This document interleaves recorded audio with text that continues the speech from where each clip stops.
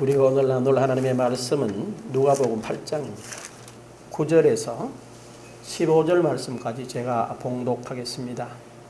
이 계시의 말씀을 봉독할 때에 여러분 모두가 하나님의 귀한 음성을 들으시기를 바랍니다. 제자들이 이 비유의 뜻을 물으니 이르시되 하나님 나라의 비밀을 아는 것이 너희에게는 허락되었으나 다른 사람에게는 비유로 하나니 이는 그들로 보아도 보지 못하고 들어도 깨닫지 못하게 하려 함이라. 이 비유는 이러하니라. 씨는 하나님의 말씀이요 길가에 있다는 것을 말씀을 들은 자니 이에 마귀가 가서 그들이 믿어 구원을 얻지 못하게 하려고 말씀을 그 마음에서 빼앗는 것이요 바위 위에 있다는 것은 말씀을 들을 때에 기쁨으로 받으나 뿌리가 없어 잠깐 믿다가 시련을 당할 때에 배반하는 자요 가시떨기에 떨어졌다는 것은 말씀을 들은 자이나 지내는 중 이 생의 염려와 재물과 향락의 기운이 막혀 온전히 결실하지 못하는 자요 좋은 땅에 있다는 것은 착하고 좋은 마음으로 말씀을 듣고 지키어 인내로 결실하는 자니라. 아멘. 우리가 성경을 많이들 보죠. 성경을 많이 보세요 이렇게 말하는데 사실은 성경을 보고 우리가 조금 생각해 보면 성경은 굉장히 파격적입니다. 그리고 한마디로 성경은 굉장히 혁명적이라고 가히 말씀드릴 수 있습니다. 예컨대 가장 쉬운 예로 결혼에 대한 한 가지 예를 들면 이런 내용입니다. 성경의 결혼에 대해서 두 군데 이야기를 해요. 마가복음 10장 1절에서 12절까지. 그 다음에 에베소서 5장 22절에서 33절 내용에 보게 되면 결혼이라는 것에 대해서 설명을 하는데 놀라운 이야기를 합니다. 뭐라고 그러냐? 그 부모를 떠나서 둘이 한 몸이 될지니라 고 되어 있어요. 그게 주님이 가르치신 내용의 결혼이라는 거예요. 그리고 사도 바울이 이 말씀을 인용하면서 하는 말이 그 말입니다. 결혼은 두 사람이 한 몸이 되는 것이다. 그래 놓고 이것은 그리스도와 교회에 대한 비밀이다라고 말합니다. 그런데 누가 이 말을 깊이 한번 묵상해 본 사람들은 불신자들 말고 신자들 가운데 이 말을 한번 깊이 묵상해 본 사람들은 깜짝 놀랄 거예요. 우리나라는 전통적으로 유교 개념의 결혼관을 가지고 있어요. 대부분 보게 되면 옛날에는 어떻습니까? 우리 부모 세대에는 연애 결혼은 상상도 못했고 중매 결혼을 하는데 어떻게 했느냐? 처녀 총각을 낳아놓고 처녀 총각을 중매한 게 아닙니다. 누구 집안에 몇째 아들이 있었어요. 누구 집안에 몇째 딸이 있어요. 그럼 누가 만나요? 부모들끼리 만나가지고 집에 그래 큰아들이 그래 괜찮다며. 그래 당신 보이기에는 뭐 아들도 괜찮겠다. 그 당신 집에 그 딸이 그랬겠다 그래 관연한 처녀가 있다며. 그래 괜찮. 당신 보니까 뭐 딸도 뭐 괜찮겠다. 그래 아버지가 와서 그럽니다. 야야 몇 년 몇 시에 그래 결혼하기로 했으면 그래 알아라. 그러면 아무 소리 못해요. 예 하고 그냥 아버지가 결정한 대로 자녀들이 결혼을 하게 되죠. 그래서 뭐라고 그래요? 결혼은 두 사람만 하는 게 아니라는 거야. 이게 한국의 전통 관습이 쭉 돼가 내려와가지고 현대를 살아가는 사람들도 이런 개념을 가지고 결혼을 시킵니다. 그래서 뭐와 뭐가 결혼을 해요? 집안과 집안이 결혼을 해요. 그리고 요즘은 조건 대 조건이 결혼을 해요.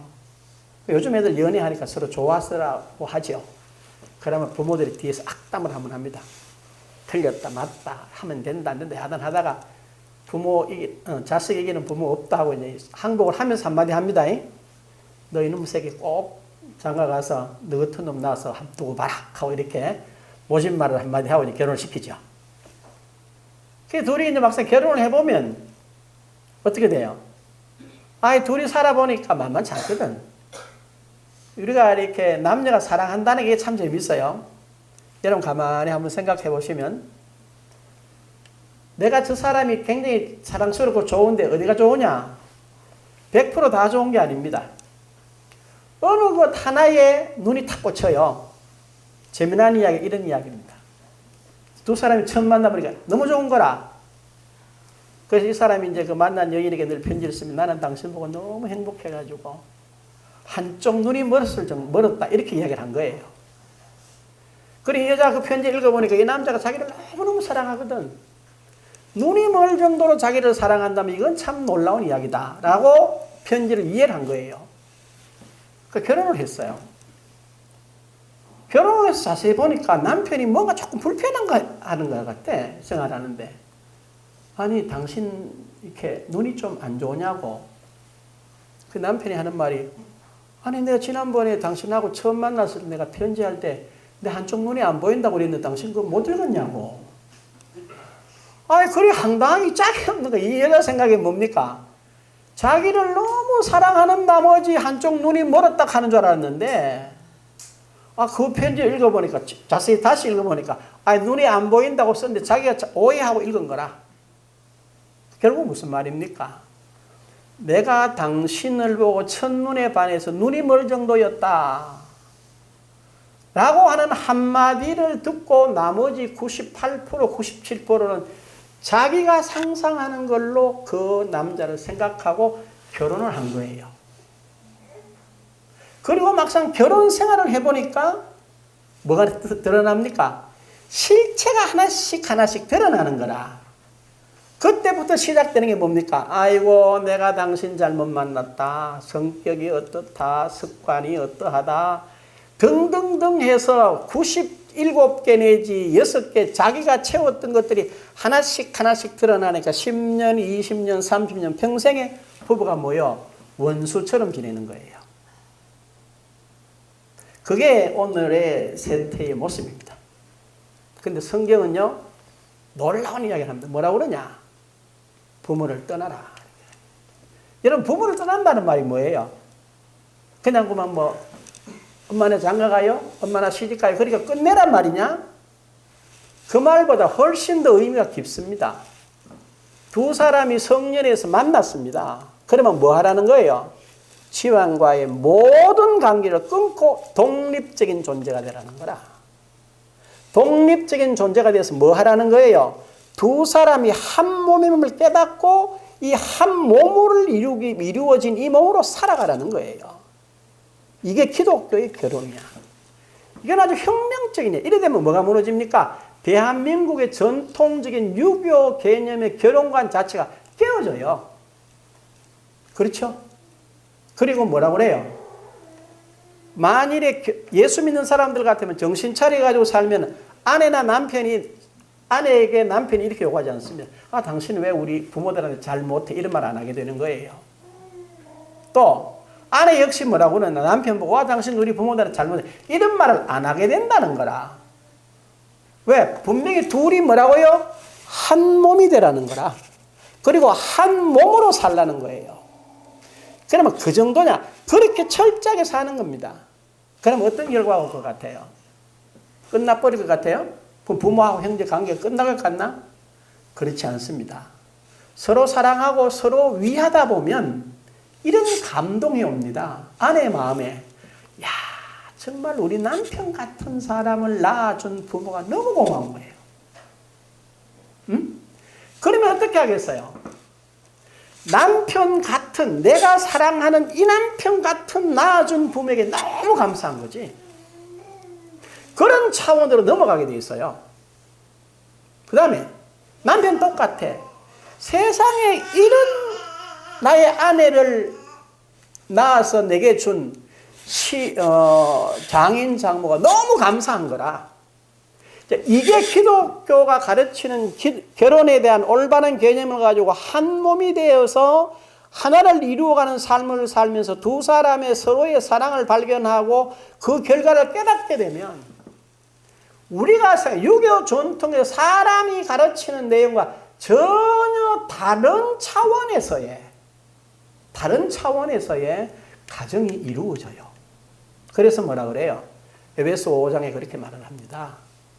그리스도께서 교회를 위하여 몸을 주심과 같이. 이 말은 무슨 뜻인지 아세요? 신랑 되시는 그리스도께서 교회를 위하여 생명을 드린 거예요. 그래서 신부된 교회를 향해서 뭐가? 신랑이 요구하는 게 없어요. 그 신랑의 넘치는 사랑을 받은 신부된 교회가 신랑 대신 예수께 뭐 하는 거예요? 사랑에 항복해서 헌신하고 사랑에 항복해서 그 신랑된 교회를 위해서 자기를 드리는 거. 이게 기독교 결혼의 개념이에요. 제가 왜 이 설명을 하느냐 하면 우리는 예수 믿으면서 하나님의 말씀이 우리에게 가르치는 내용을요 깊이 생각하질 않아요. 오늘 본문을 읽어보면 재밌죠. 여러분 이 본문을 다 아는 이야기입니다. 이 본문 내용이 뭡니까? 씨 뿌리는 비유 이렇게 생각합니다. 씨 뿌리는 비유라고 말해요. 그런데 이 말씀이 그렇지 않아요.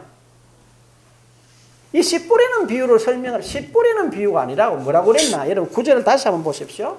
9절에 이렇게 말합니다. 제자들이 이 비유의 뜻을 물으니 10절에 뭐라고 그랬었어요? 이르시되 하나님 나라의 비밀을 이렇게.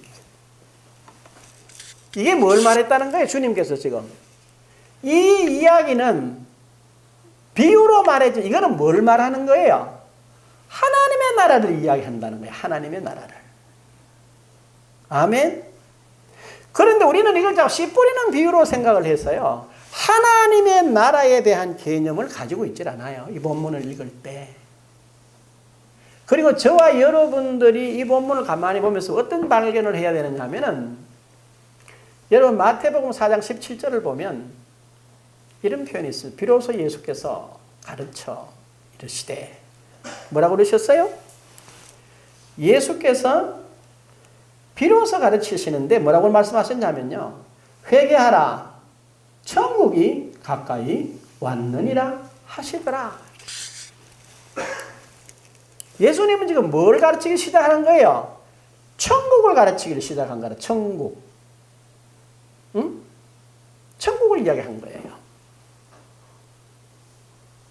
그렇다면 예수님을 따르는 제자들이나 그리고 예수님을 따르는 수많은 무리들이 먼저 뭐를 생각해야 됩니까? 천국이 뭐야? 이 생각해야 되는 거라. 그렇죠?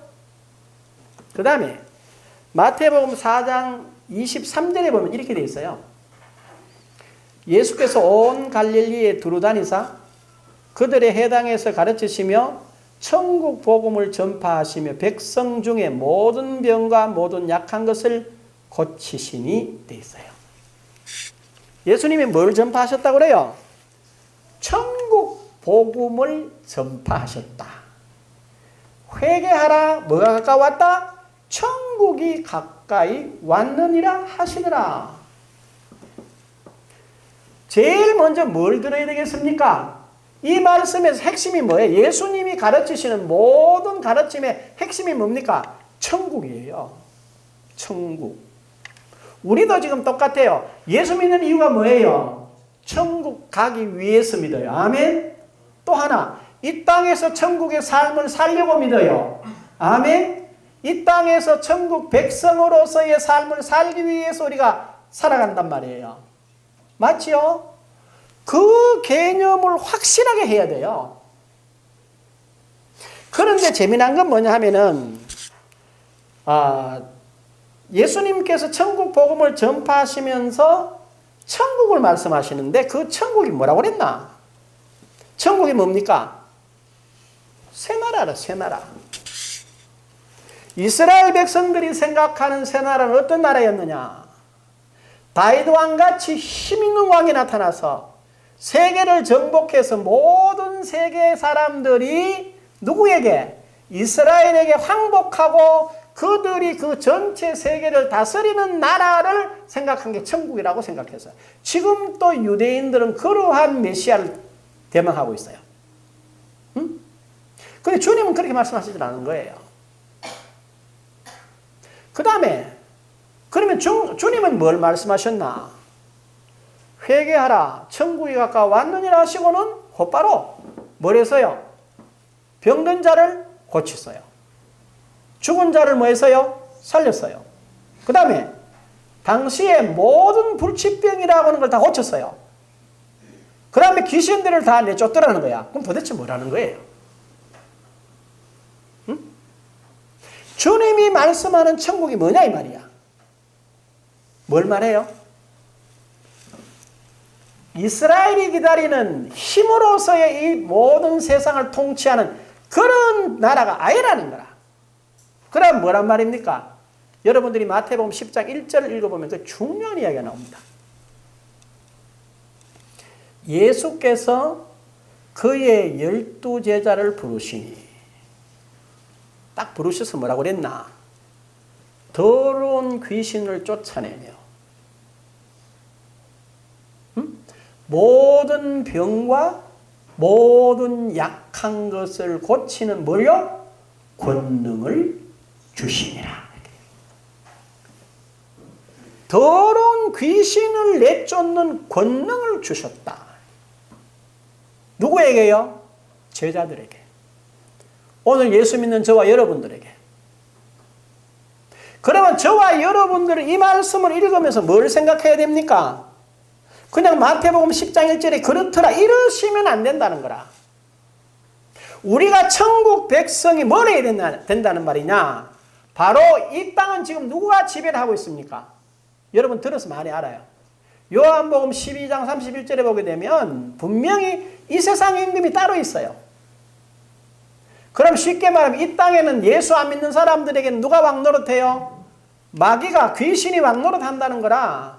그런데 예수님이 오셔가지고 곧바로 뭘 말했어요? 이 땅에 왕노릇하는 모든 더러운 귀신을 내쫓을 수 있는 권세를 누구에게 줬어요? 제자들에게 주고 그들을 보냈어요. 그랬죠? 그 다음에 우리가 요절로 외우고 있는 마태복음 10장 7절 8절에 보면 여러분 다 외웠어요? 뭐라 그럽니까? 가면서 전파하여 이르되 뭐가?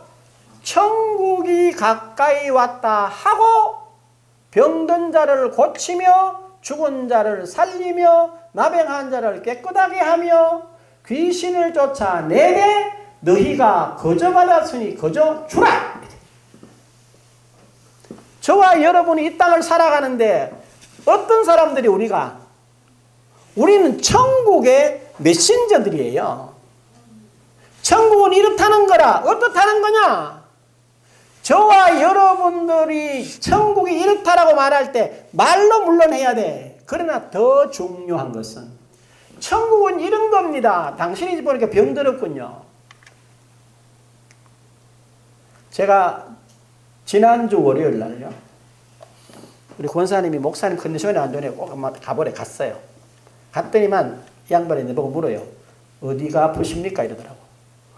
그래서 내가 특별히 아픈 데는 없는데 그러고 이렇고 이렇다 이랬어요. 그랬더니 이렇게 말해요. 선생님 60평생을 살면 건강에 자신 있죠? 이러더라고. 교만할이 많지? 이러더라고. 웃으면서 그렇습니다. 저는 평생에 아파서 병원에 입원해 본 적은 없습니다. 저는 아파서 특별히 약을 먹어본 적이 별로 없습니다. 그럴 줄 알았습니다. 그 왜요? 써였다 그래. 뭐가 어디에 써 있는데요? 그게 보이 그렇대. 굉장히 심각해서 왔죠. 이러더라고. 그렇다고 그랬어요. 병원에 가니까 목사님, 요단강을 건너기로 말하면 목사님은 4분의 3을 건너갔는데 이 고집으로 일주일만 더 가면 내가 분명히 말하지만 목사님은 죽습니다. 의사소견이요. 그럼 왜 왔고? 병원에 가서 입원해서 한 달이고 두 달이고 병원 시킨 대로 입원해 있다가 나와야 된대. 갔어요. 갈 길에 입원실이 없어. 근데 무슨 그런 얘기를 했어요. 그래서 제가 이래요. 잘 안 믿어질 겁니다. 왜? 너무 늘 건강했기 때문에 다른 사람 말이 잘 안 들어올 겁니다. 그렇습니다. 제 말을 잘 듣고 일주일만 다녀보면 표가 있을 겁니다. 이러더라고. 그런데 설명을 해요. 뭐라고 설명을 쫙 하는데 그 설명이 아주 실제적이게 제게 들렸어요. 그렇구나. 알았어요. 네, 그렇게 하죠. 그래 이제 자기들이 말하는 대로 일주일 갔어요. 일주일 갔는데 내 컨디션이 우리 집사님 오늘 아침에도 그랬어요. 여보 새벽기도 마치고 갔더니 폼이 어찌나 한 잠도 못 자는 폼이야 이러더라고. 한 잠도 못 자서 10시부터 누워가지고요 5시 38분까지 정확하게 한 잠도 못 잤어요. 누워 눈만 감고 있었어요. 몇 번 일어났어요. 뭐 하고 또 그러면서 그래 웃어 힘내 너무 기운이 없어 보여. 근데 속으로는 넘치나이다 이어러나 걱정하지 마라. 아니 얼굴이 그런데 누가 믿겠어. 그 속으로 아니 얼굴 보고 믿지 마 그냥 내 말 믿어 이렇게 말하려고 그러다가 그냥 그랬어요. 근데 놀라운 건 뭐냐면요 사실은 제가 이유를 잘 몰라요. 제가 지금 몇 달 동안 밤에 잠을 잘 못 자요. 왜 이럴까? 걱정이 되겠죠. 불면증 오면 안 된다. 별로만 소리가 다 생각이 났었어요. 그런데 계속해서 그래요. 정말로 기도할 일이 많구나. 다른 사람은 불면증이 나는 그 반대로 정말로 기도할 일이 많구나. 그래서 하나님이 내게 기도를 시키시는구나. 라고 생각을 한 거예요. 그래서 잘 때 아예 옆에다가 메모지 놔놓고 집사람하고 따로 자니까 생각만 불 켜가 메모해놓고 또 불고 한 3번씩 4번씩. 그런데 여러분 제가 오늘 사실은 이 말씀을 여러분에게 드리는 너무너무 놀라운 거예요. 우리가 천국 백성으로서 천국의 메신저로서 하나님이 우리를 세우셨는데 우리는 천국의 메신저에 대한 본인의 개념이 없어요. 내가 천국 메신저라고 생각하는 내 모습이 없다는 거라. 이게 제게 비치는 거예요. 내가 너를 이렇게. 여러분 잘 보십시오. 주님이 이렇게 말씀하세요. 제자들을 보고 뭐라고 그러나? 부르실 때 이렇게 나를 따라오느라 내가 너희로 사람 낚는 어부가 되게 하리라 이렇게 말했어요. 그랬죠? 마태복음 4장 10절에 나와 있어. 거기서 베드로와 안드레와 빌립과 나다나엘 이런 사람이 그때부터 예수를 따르기 시작을 합니다. 그러면서 예수님은 4장 23절에 곧바로 각 회당에 가서 그들에게 천국 복음을 가르치시면서 모든 병과 모든 약한 걸 다 고쳤어요. 그랬더니 제자들의 눈이 희둥그레진 거라. 이분이 누구야? 이렇게 된 거야. 그리고 주님을 따라다녀요. 계속해서. 그런데 주님께서 마태복음 10장 1절에서 뭐라고 그랬냐? 예수께서 그의 12제자를 부르사 더러운 귀신을 쫓아내며 모든 병과 모든 약한 것을 고치는 권능을 주시니라 라고 보냈어요. 보내면서 말씀합니다. 가면서 전파하여 말하되 뭐라고 그래라? 천국이 가까이 왔다 하고 병든 자를 뭐 해라? 고쳐라. 죽은 자를 뭐 해라? 살려라. 나병 환자는 당시에 불치병입니다. 나병 환자를 깨끗하게 해라. 귀신을 쫓아내라. 거저 받았으니 거저 줘라. 이런 거예요. 제자들이 나갔어요. 그 일을 실행했어요? 못했어요? 시행했어요. 그런데 재미난 거는 제자들이 그 일을 분명히 실행했는데 막상 예수께서 고난당하시고 나니까 제자들이 다 떠나버렸다는 거라. 그것까지 가지 말고 거기서 제가 생각을 한 거예요. 제자들이 예수님 시킨 대로 가서 귀신을 쫓아내고 병든 자를 고쳤다. 그러면 도대체 이 제자들이 뭘 생각했을까? 어떤 생각, 제자들의 생각과 지금 내 생각이 어떠냐는 거야. 그런데 제가 82년도부터 목회를 했는데요. 제가 누구를 만나든지 지금 말씀드린 대로 나는 천국의 메신저로 천국 복음을 가진 사람, 병든 당신을 예수 이름으로 당신 병이 물러간다. 예수 이름으로 물러가라. 이렇게 명령하고 병자를 고친 기억이 없더라는 거라. 그럼 내 뭐야? 이렇게 생각한 거라. 제가 천국의 메신저 맞습니다. 여러분이 다 천국의 메신저입니다. 아멘. 그렇다면 우리는 당연히 병든 자를 보면 고쳐야 되겠다고 생각을 해야 됩니까? 아니면 병원에 가라 해야 되겠어요? 그 뭐가 잘못됐어? 얘가 뭐가 잘못됐어? 이걸 깊이 생각을 해본 거예요. 도대체 나를 어떻게 보나? 누가? 하나님이 나를 어떻게 보나? 세상 사람들이 나를 어떻게 보나? 나는 나를 어떻게 보나? 그런데 이런 생각이 떠올랐어요. 제 어릴 때 말이죠. 저는 그런 심부름을 별로 할 일이 없었어요. 우리 집안이 그렇지 않았으나 우리 친구들은 보면요. 늘 손에 주전자를 하나 들고 다니면서 왔다 갔다 하는 친구들이 많았어요. 그게 뭐냐면 이런 이야기입니다. 아버지가 절에 일 갔다 오셔가지고 자기 집 아들이나 딸 보고 합니다. 주전자 하나 주고 야야 저 주막에 가서 막걸리 한 잔 한 대 돌락해라. 아는 아말단을 들고 덜렁덜렁 갑니다. 주전자 주면서 갑니다. 아침에 그래 왔나? 왜? 아버지가 막걸리 한 대 돌락한대요. 그래 이런다고? 안 말다네요. 그냥 주면 다다가 들고 덜렁덜렁 와 아버지 갖다 줘요. 그걸 심으로 끝이라. 그런데 이러면 가만히 생각하면 신기하잖아요. 내가 누군데 주전자를 들고 남의 주막에 가서 우리 아버지가 가는데요 막걸리 한 주전자 주세요. 하니 그 사람이 두 말 안 하고 담아 주더란 말이라. 그럼 나도 아무 생각 없이 뭐 돈 안 받습니까? 아무 생각 없이 그냥 주전자 들이대고 주니까 가지고 왔다가 아버지 갖다 주고 나는 땡 하고 또 밖에 놀았더라는 거야. 그럼 나는 뭐냐 이 말이야. 내가 누군데 주막집 아줌매가 줬고 아줌매는 나를 뭘 보고 주전자에다가 장신이 파는 물건을 줘서 내가 가져가게 했나 이 말이야. 도대체 나는 누구냐는 거야. 그 생각을 안 해봐서 한 번도. 그렇죠? 우리 한번 생각해보라는 거예요. 그래, 저와 여러분이 생각을 해봐야 돼요. 더러운 귀신을 쫓아내며 그랬으면 그건 그냥 단순히 더러운 귀신을 쫓아내 이런 게 아니고 이 땅에 더러운 귀신이 지배하니까 예수께서 더러운 귀신을 쫓아내라고 제자들을 세웠구나. 오늘 그렇구나. 병든 자를 병원에 보내는 것이 아니고 천국이라는 것은 병든 자가 없다는 걸 가지고 내가 고쳐주려는 이야기구나 라고 나를 생각하고 내 삶 속에 그걸 뭐 해야 됩니까? 실제로 이루어 가셔야 된다 이 말이야. 아멘. 이 부분을 놓친 거 우리는. 아예 놓쳤어요.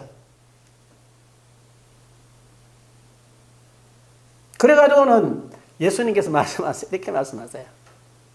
그러면 우리만 놓친 게 아니라 제자를 놓쳤더라고.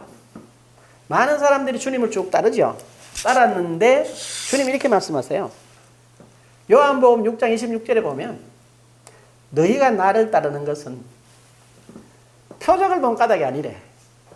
뭐 때문에 따른대요? 떡 먹고 배부르게 따랐다. 이렇게. 떡을 먹고 배부르니까 따랐지. 이 떡이 뭔지 이 고치는 게 뭔지를 모르고 그냥 따라왔대. 그냥 따랐다는 거예요. 그렇게 주님이 말씀을 하세요. 그러시면서 주께서 뭐라고 말씀하셨냐 하면은 그냥 따랐대 그냥. 그러니까 그 사람들이 뭐 병든 자를 고치고 귀신을 쫓아냈지만 막상 예수님께서 십자가에 고난당하시고 나니까 뿔뿔이 다 흩어져 버린 거예요. 부활하신 예수를 만났는데도 뭐 별 아무런 그게 없이 그냥 흩어져 가지고 베드로가 나 갈릴리에 고기 잡으러 간다 따라가 버린 거야. 왜? 내가 누군지를 생각해 본 적이 없어요. 제자 자기들이 누군지를 생각해 본 적이 없어. 주님이 저기들이 뭘 가르쳤는지를 몰라. 그런데 주님은 가르치셨거든. 뭘 가르치셨나요? 주님께서 제자들에게 3년 동안 가르치신 게 있어요. 그게 뭔지 아세요? 우리는 휙 넘어갑니다. 근데 제자들이 놓친 거예요. 오늘 우리도 놓친 거예요. 요한복음 4장 34절에 보면 나는 내 뜻을 행하러 온 게 아니라는 거야. 그럼 뭐로 하러 왔나? 주님은 시작부터 끝까지 하나님의 뜻을 이루기 위해서 오셨다는 거라. 그러면서 그 길을 가신 거예요. 5장 30절이 똑같아요. 그 길을 가신 거라. 6장 38절이 똑같아요. 바로 그 길을 가신 거예요. 무슨 길을? 나는 내 뜻을 이루러 온 게 아니고 아버지의 뜻을 이루러 왔다 하고 그 길을 걸어가신 거예요. 근데 그 길이 만만하진 않았어요. 예수님께서 여러분 보십시오. 많은 사람을 가르치시고 나서 홀로 기도하러 가셨어요. 뭘 기도했을 것 같아요? 수많은 사람들이 따르고 표적과 기사가 일어나고 오병이의 역사가 일어나고 바다에 파도가 올 때 잠잠해 파도가 잠잠해지는 이런 권능이 있는 주님이 뭐가 더 필요해서 기도했을까를 생각해 보는 거야. 뭘요? 그것이 간단해요. 세상이 가지고 있는 사람들이 말하는 또 주님 스스로 육신에서 일어나고 있는 육신의 정욕과 안목의 정욕이 주님의 발목을 잡았을 것 같아요? 안 잡았을 것 같아요? 잡았어요. 잡았어. 사람들이 떠들어보고 나서 뭐라고 그래서 예수님 보고 야 됐다. 이분 뭘 하자? 왕을 삼자 이러신 거라. 사람들이. 그 주님 피해 가셨다는 거야. 그 다음에 마지막에 예수님 예루살렘으로 올라가자 이렇게 말했더니 제자들이 뭐라고 그랬어요? 제자들 할 말이 옳다. 이제 주님 올라가시면 왕이 될 텐데 예? 요한과 야고보는 뭐라고 그랬어요? 좌우정성이 되겠다고 엄마를 중간에 넣어가지고 선생님한테 가서 올라가시면 나는 우정성, 나 좌정성하게 엄마가 좀 푸시하라는 거야. 그래 주님 물었어요. 그래? 그럼 좋지. 근데 한 가지 조건이 있대. 뭡니까? 내가 마시려는 잔을 마실 수 있을는지 모르겠다. 그때 제자들의 영혼이 그거는 저희들이 할 거라는 거라. 전혀 안 맞는 거죠. 이런 개념으로 주님을 따른 거예요, 사람들이. 자기 생각대로. 그러니까 주님은 뭘 했어요? 하나님의 뜻을 놓고 간 거예요. 그러니 안 맞죠. 근데 여러분 잘 보세요. 겟세마네 동산에서 주님이 기도하시는데 성경이 뭐라고 그랬나요? 땀방울이 핏방울 되는데 그게 기도의 제목이 뭐였어요? 주제가 뭡니까? 그게 주제가 정말 중요합니다. 뭐라고 그래요? 나의 원대로 마옵시고 아버지의 뜻대로 되기를 원한다는 거예요. 지금 땀이 핏방울이 되도록 기도하신 이유가 뭐 때문에? 나의 원이 있는데 나의 원대로 안 하고 아버지의 뜻대로 하시기를 놓고 기도하는 거예요. 그러면 주님께서 평상시에 기도했다는 말은 뭡니까? 주님이 걸어가시는 걸음마다 여러 유혹들이 미혹들이 있는데 아버지의 원과 주님의 원이 늘 트러블이 생기더라는 거지. 그 트러블을 말라고 해결하려고 기도하셨다는 거라. 아멘. 이게 만만한 게 아니더라고요.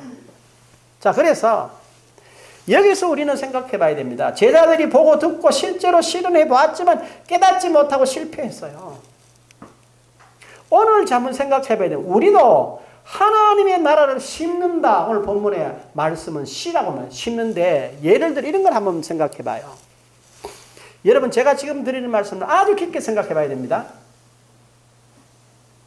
여러분이 주일마다 지금까지 주일마다 주일 헌금을 하세요.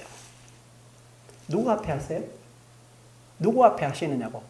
하나님 앞에 하시죠. 왜 하세요? 응? 그냥 목사님 그냥 해야지 주일날 오니까 그 말이야? 우리 회계 집사님 왜 하세요 헌금을? 그냥 해야 되니까? 생각해 봐야 된다는 거다. 왜 하느냐 말이야. 하나님께 하죠. 아멘? 하나님께 뭘 하나? 뭐로 합니까? 심지. 씨로 심잖아. 근데 씨로 심으면 몇 배 준대? 30배, 60배, 100배 준대. 예를 들어서 우리 이미경 권사님이 내가 하는 걸 계산을 해봅니다. 권사님 11조하고 감사헌금하고 주일헌금 하면은 적어도 권사님이 주일날 한 달 동안 하는 게 평균 30만 원 가까이 되겠지? 그렇죠? 그러면 이미경 권사님이 한 달에 30만 원을 내가 하나님 앞에 씨앗으로 심으면서 30배를 기대하고 심어요? 기대 안 하고 심어요? 목사님이 하고 심어, 이렇게 하고 심다 하잖아. 지금 맞지? 실제로 생각해 보란 말이야. 권사님이 11조를 드릴 때 아버지 제가 지금 11조 합니다. 이 11조의 30배를 이달에 제게 주셔야 됩니다. 아멘. 60배를 아버지 약속대로 주세요.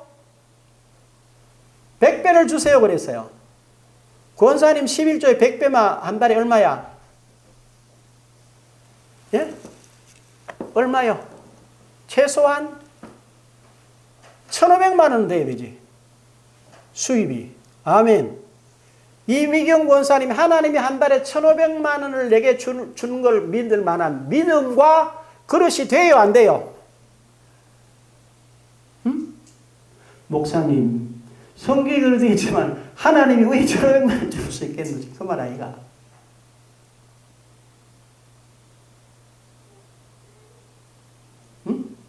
맞아, 안 맞아? 조정자 권사님, 집사님 한 달에 11조 해. 집사님 하는 11조 100배를 하나님께 기대를 해요, 안 해요? 에이? 그 손가락 좀 일로 보고 대답해봐. 목사님, 그 교회 십자라서 내가 11조 하지, 가르치기는 그렇게, 아멘은 내가 하지만은 100배 주면 한 달에 내가 1,000만 원 넘어받아야 되는데, 하나님이 왜 1,000만 원 주겠노? 어디를 둘러서 주겠노 싶은 마음이 앞서고, 내가 한 달에 그 돈을 받을 만한 그릇이 준비되어 있어야 안 돼 있어요?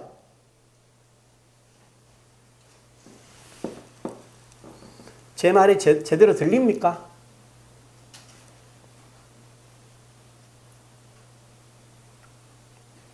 이거는 충격이에요.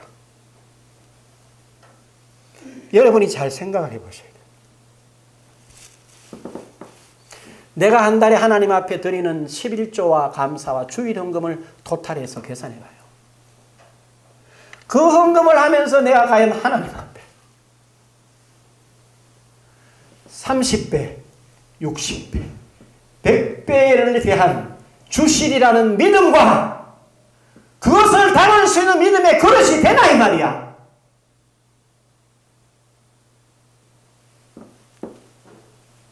생각해봐요. 우리가 가난하게 살아야 되겠어요? 부유해질 수밖에 없어요. 여러분이 최소한 30배를 받아. 그 다음에 60배, 100배를 받게 되어 있다는 거예요, 성경이. 그러면 내가 10,000원을 해도 100배만 한 달에 100만 원을 받게 되어 있어. 하나님으로부터. 내가 10만 원을 하면 한 달에 1,000만 원을 하나님은 주시겠다는 거라. 근데 누가? 내가 그걸 안 받겠다는 거야. 왜? 예를 들어서 우리 신집사님 한 달에 하나님이 3,000만 원을 주시겠대. 아멘하고 받을 수 있어요? 못 받아요? 받을 수 있어? 진짜야? 내가 물어볼 건데? 하나님이 어떻게 줄 건데? 생각해보란 말이야. 우리는 그렇게 바로 내 머리가 이 돌아가네. 하나님이 3,000만 원을 어떻게 준다고 내가 그걸 받는단 말이야. 머리가 이렇게 돌아간단 말이야. 그래서 우리는 아예 그쪽에 생각을 안 해. 그래서 습관적으로, 관습적으로 그냥 헌금을 하는 거라.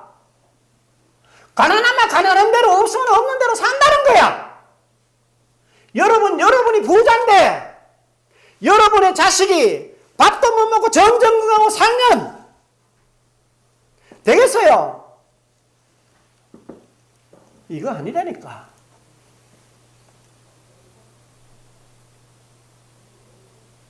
깊이 깊이 생각해 보셔야 돼요. 응? 하나님 뭐라고 그러셨나? 제가 보고 너무너무 놀란 거예요. 그냥 잠이 안 온 게 아니에요. 이게 뭐야 도대체? 내가 30년, 40년을 목회를 했는데 뭐야 도대체 내가 뭐냐 이 말이야. 복음이 내게 이렇게 말했는데 내가 뭐야 이거야. 하나님이 보세요. 창세기 12장 3절 마지막 부분에 아브라함에게 너로 말미암아 땅의 모든 족속이 복을 받는다는 거야.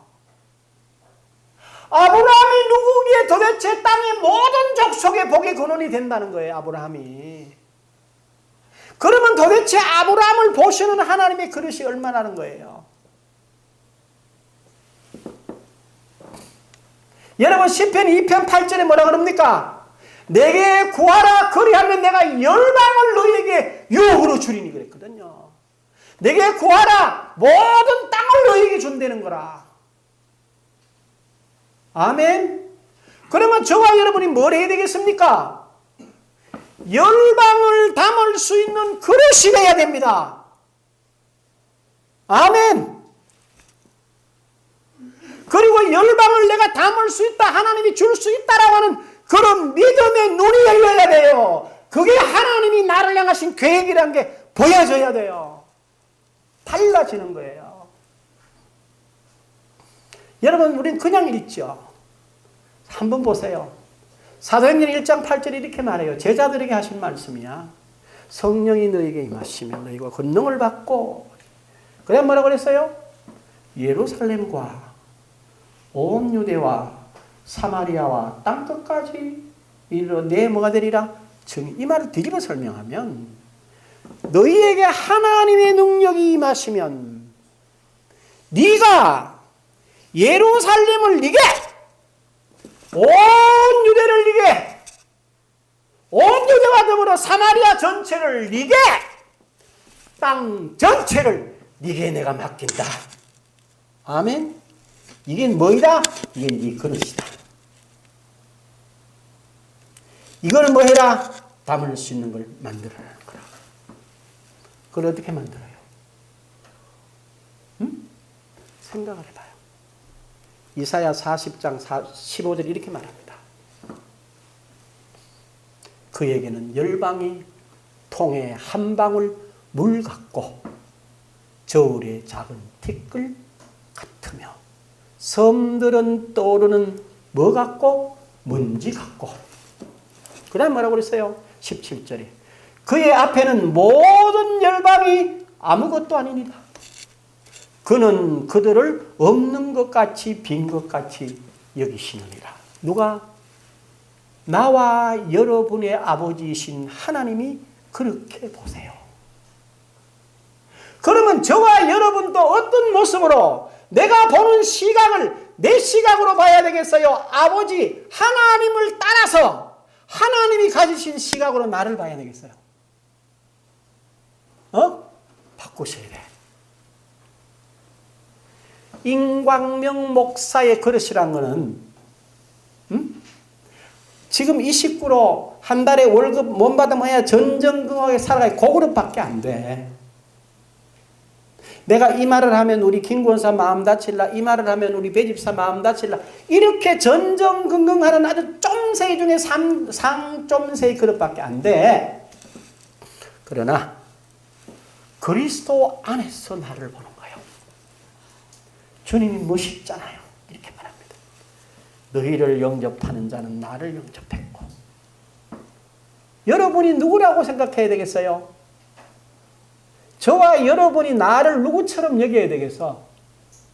예수처럼 여겨야 돼. 아멘. 그게 나요. 그게 여러분입니다. 저와 여러분이 그리스도 예수 안에 있습니다. 거룩합니다. 흠이 없습니다. 온전하고 완벽합니다. 아멘. 그것으로 여러분 자신을 보셔야 돼요. 그리고 그분이 뭐를 맡기셨어요? 저와 여러분에게 예루살렘을 맡겼어요. 온 유대를 맡겼어요. 사마리아를 맡겼어요. 땅끝을 맡겼어요. 이걸 뭐 하는 거예요? 그릇에 담는 거예요. 아멘. 지금부터 뭘 바꿔야 되겠어요? 지금까지 우리가 가지고 있던 내 모습을 바꿔야 돼요. 어떻게 바꿔요? 너희는 유혹의 욕심을 따라 썩어져가는 구습을 따르는 옛사람은 뭐하고? 벗어버리고 오직 너희의 심령이 뭐래요? 새롭게 되어 누구를 따라? 하나님을 따라. 여러분을 보세요. 하나님이 보시는 대로 여러분을 보세요. 이 하나님 나라의 말씀의 씨를 여러분의 심령에 심으세요.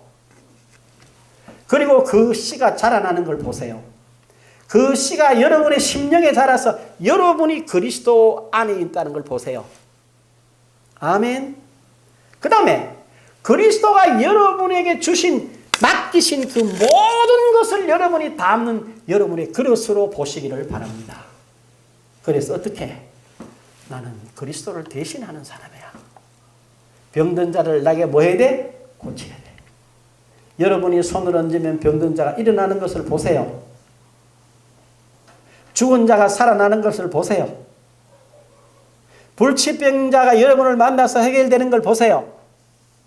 모든 귀신 들린 자가 여러분을 통해서 해결되는 것을 바라볼 수 있기를 바랍니다. 그것이 여러분의 심령에 자리 잡을 때까지 말씀의 씨앗을 깊이 하나님 나라의 씨를 심어 30배, 60배, 100배의 그릇을 담을 수 있는 그릇과 그 믿음을 소유해서 오늘 이 세대 가운데 하나님 앞에 바르게 응답하는 저와 여러분의 일상이 될 수 있기를 주님의 이름으로 축원합니다. 기도하십시다. 귀하신 아버지 하나님,